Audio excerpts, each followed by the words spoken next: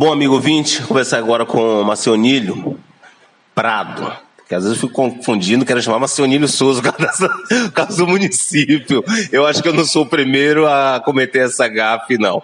Mas, Marcionílio, você tem uma longa história, já são mais de 4 décadas de carnaval, mas nos fala um pouco, por exemplo, essa juventude, tem música que a gente ouve depois, Marcionílio Prado que canta essa música, a gente começa a viajar. Bem-vindo à Rádio Sociedade. Olha, o outro tinha me dito, é uma boa onda. Alô, ouvintes da Rádio Sociedade, prazer imenso estar aqui. Vou cantar uma canção que é a mais conhecida de todas que gravei até hoje, uma canção do Carlinhos Brau e do Luiz Muritiba, que se chama Táxi. E depois a gente pode falar do motivo pelo qual eu cantei essa música, a gente estava conversando, falando um pouco aqui antes, mas diz assim, ó. Me leva para a purificação, me leva dentro dessa multidão. Ei, táxi, me leva pra ouvir tambores na Yambing Roots, pra cantar me leva, pra ver o rosto do amor de Jah, a espada do amor de Deus, louvores ao santo daqui, pra cantar me leva para a purificação, me leva dentro dessa multidão. Aí diz, pra cantar, me leva pra dançar.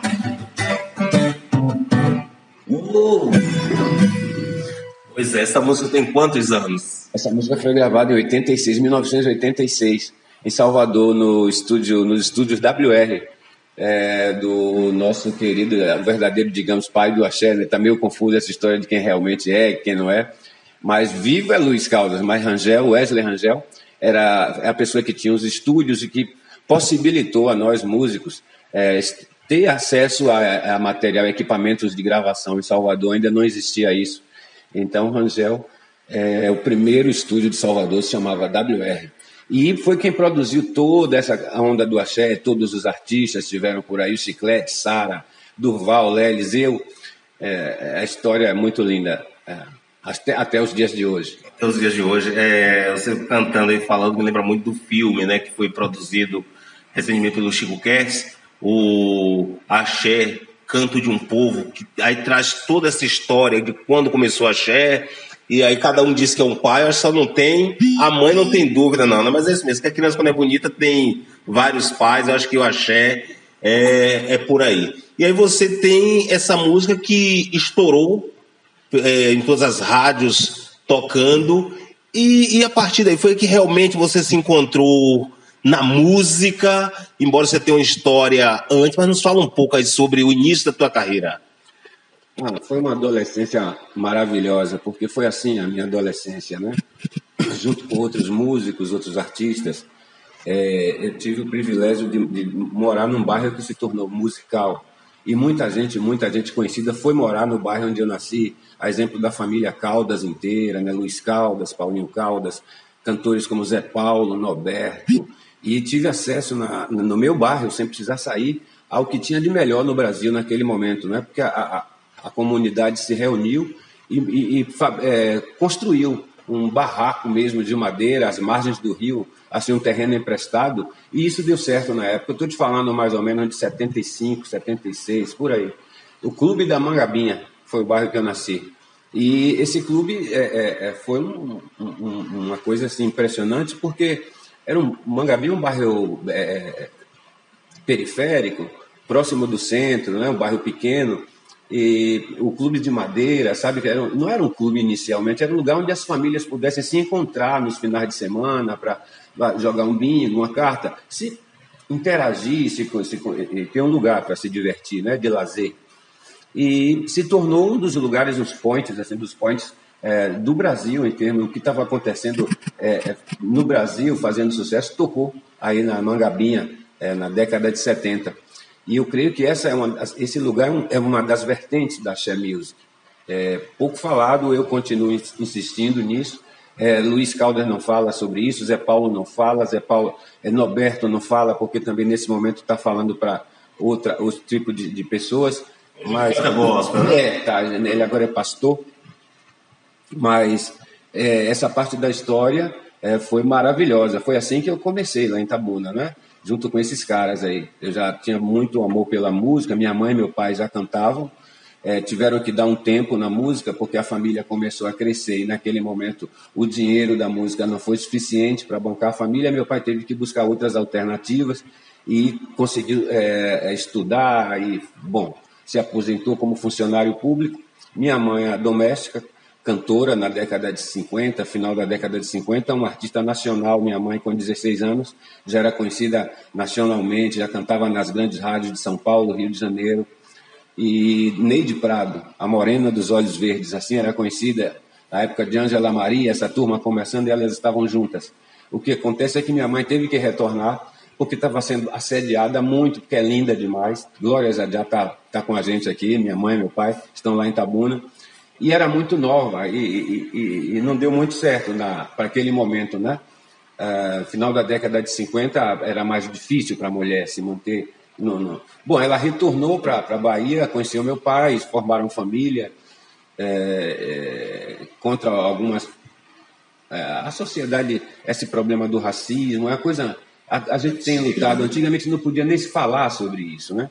Então eles tiveram isso, o problema, meu pai é negrão e ela linda, maravilhosa, então, assim, na região do Cacau, né, onde imperava aquela coisa do coronel, né? Então, os coronéis achavam que tudo era deles, que eles podiam comprar tudo com dinheiro, e achavam que podiam comprar minha mãe também, que não foi bem assim, o amor foi maior que tudo. E meu pai não tinha nenhum conto no bolso, ele tinha amor por minha mãe. Foi isso que juntou os dois, o amor.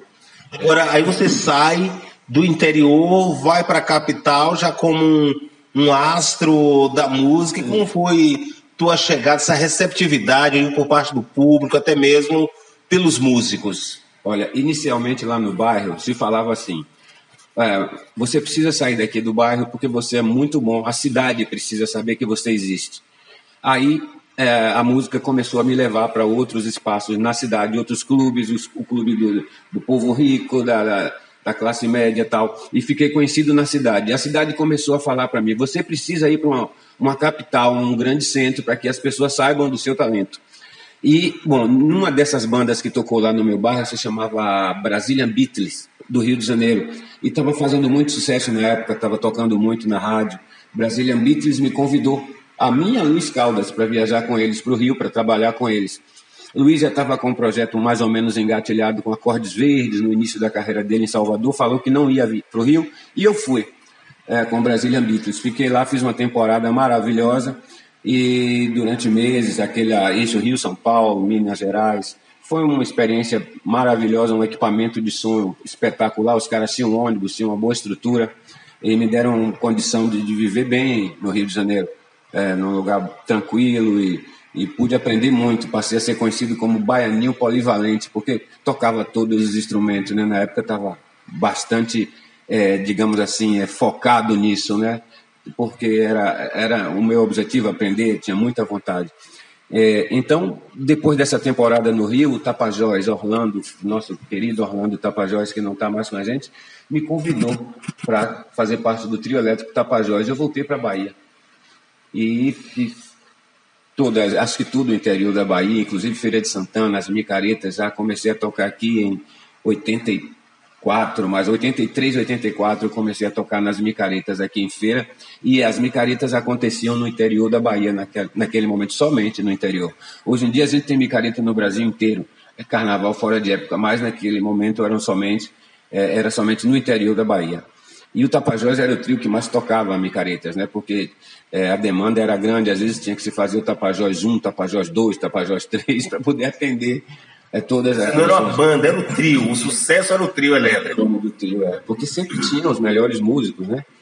O Tapajós tinha essa tradição, sempre teve essa tradição e manteve isso até... agora não existe mais...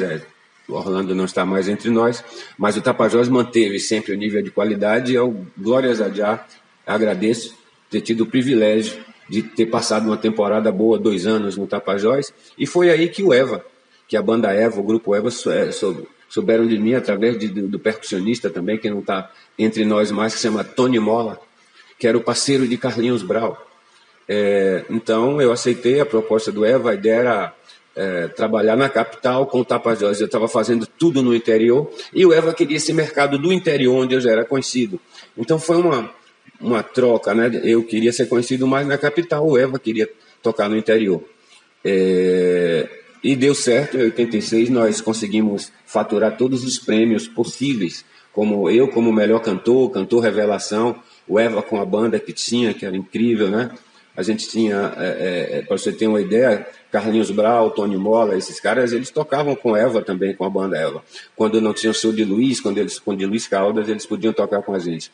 E no meu segundo ano, não, no primeiro ano, já depois do Carnaval de 86, eu comecei a andar por Salvador e vi uma menina cantando num barzinho lá na Pituba, que era onde acontecia a noite naquele momento em Salvador, os bares, música ao vivo, acontecia muito. E aí conheci uma menina num desses bares e alucinei pela forma que ela cantava, porque me lembrava Meg Evans, que cantava comigo no Tapajós, que é aqui de Feira de Santana também, Margareth Evans, uma das cantoras assim mais espetaculares que eu já ouvi, é impressionante. Ela tá bem, mas eu acho que está se dedicando mais à família agora, aos filhos, ao marido e tal.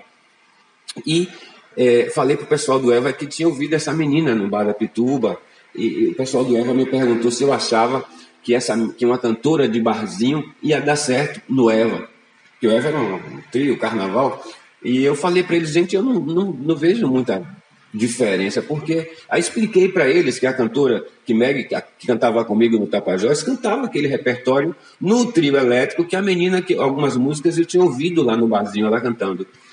E, bom, 2 semanas depois, ninguém me disse nada, como é que foi que aconteceu, mas 2 semanas depois, essa menina que se chama Daniela Mercury estava no Eva fazendo back vocal para mim. Durante sei lá quanto tempo, nós trabalhamos juntos. Então, a questão da qualidade de músicos sustenta muito uma estrutura musical. Você, sempre com seus dreads, enfrentou muita discriminação na música, no meio artístico, até mesmo do público, ou pelo fato de ser um artista, seus dreads não fizeram muita diferença? A música foi abrindo caminhos para mim. Mas essa música Táxi, do Carlinhos Brau, hoje eu tenho claro por que gravei. Naquele momento passou em branco, mas para você ter uma ideia, eu tinha dificuldades de pegar um táxi na rodoviária de Salvador. A gente tem um horário que sai de Itabuna, que é aquele de 11h45, 23h45, que chega às 6 da manhã em Salvador. Você pega um ônibus legal, dá para dormir à noite, e chega e vai fazer o que você tem que fazer. Mas a gente sempre estava tocando, tinha shows todas as semanas, viajava a noite inteira de Itabuna para Salvador no ônibus, e ia para pegar um táxi na rodoviária de Salvador. Era um sacrifício, porque um ficava jogando, o motorista jogava para o outro, sabe? Me julgavam pela minha aparência. Me vinham chegar no cabelo. Hoje a gente acha até engraçado, né? Mas discriminação pura. Não é engraçado. Eu já fiquei 2 horas, sei lá quanto tempo, naquela rodoviária, sendo jogado como uma bola, uma peteca, assim, para lá e para cá. Não, pegue ele que ele lhe leva. Não, mas ele é que está na frente, ele é que tem que lhe levar. Ficava jogando um para o outro. E às vezes eu já vi com o Luiz, já vi com o Marco Aurélio, sabe, esses músicos espetaculares que teve isso. Então a gente ficava, o Luiz tinha um cabelo que tinha 7 cores, entendido? E a gente chegava na rodoviária, então dá risada, mas porque é o que a gente pode fazer. Você imagina se revoltar, se rebelar, não vai ter. Isso é um sistema, é assim, não é? A gente, para mudar isso, tem que ser uma revolução. Eu canto numa música minha que a revolução que poderia mudar um pouco isso seria a revolução espiritual. Então, vamos de música? Vamos jogar a trilha sonora dessa música, já que a gente está falando desse momento que a gente vive, que até hoje nós, negros, sabemos na pele o que é a discriminação racial, e você enfrentou isso. Eu acho que enfrenta, então. Essa música eu compus em espanhol, mas depois a gente pode falar disso. Aí diz assim: Hoy es jueves de las naranjas, veo la naturaleza florecer de nuevo junto a mi ventana. Oh. Pájaros que vuelan, puedo verlos ahora, con sus melodías desperto temprano por las mañanas. Oh, ya, mostrarnos el camino. Oh, Lord, hagamos el destino.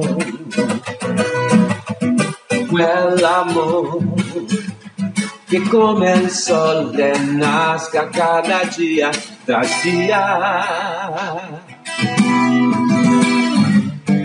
Canalizo la positividad y busco hablar de amor. Un mundo ideal de sentimientos adormecidos.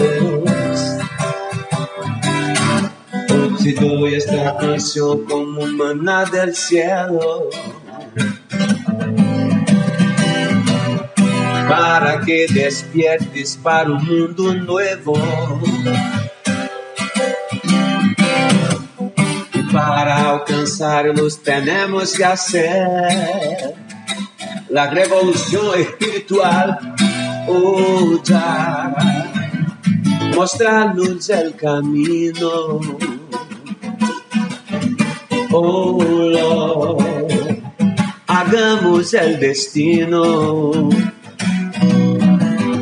El amor que como el sol renazca cada día tras día, como la luz del meio-dia, como esta melodia.